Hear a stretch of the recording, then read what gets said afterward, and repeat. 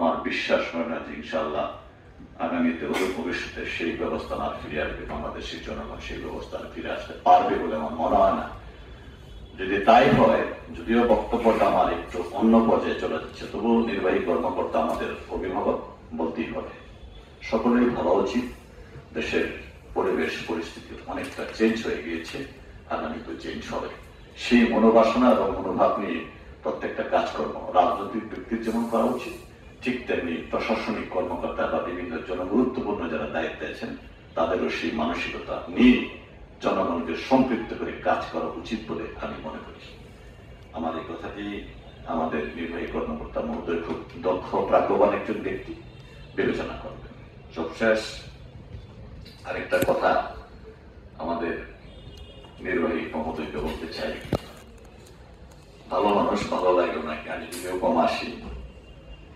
তো কাশীগঞ্জ বাজারে একটা মহিলা মার্কেট আছে, আমি এই ব্যাপারে আপনার সাথে কথা বলেছি। বিষয়টা মনে হয় না যে আসলে আমি এটা কি, বিষয়টা কি বা কোন পর্যায়ে আছে, যারা আছে মহিলা বলতে কেউ নেই, যারা অবস্থান করছে কিভাবে করছে, সরকারের রাজস্ব ওই জায়গা থেকে কতটুকু আসছে বা আসবে, নিয়ম কি কিছুই জানি না। এই ব্যাপারে আমি প্রায় 7 মাস আগে আমাদের আজকের সভাপতিকে অবহিত করেছিলাম, আজকে আবার পুনরাবৃত্ত করছি বিবিদের মাধ্যমে।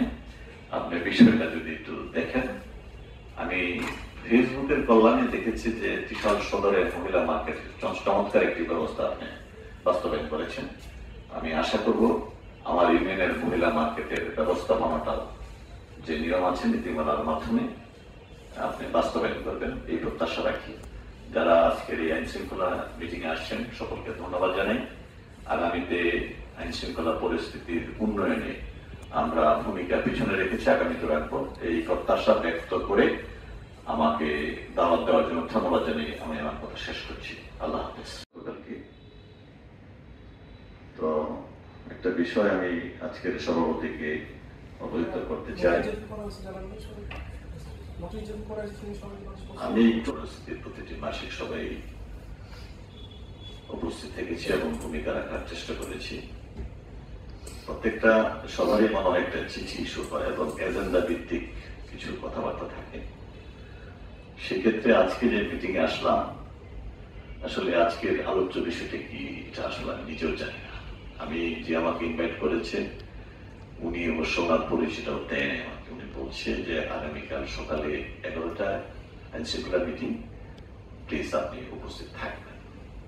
আমি আর কিছু না বলে আবার ফিরতি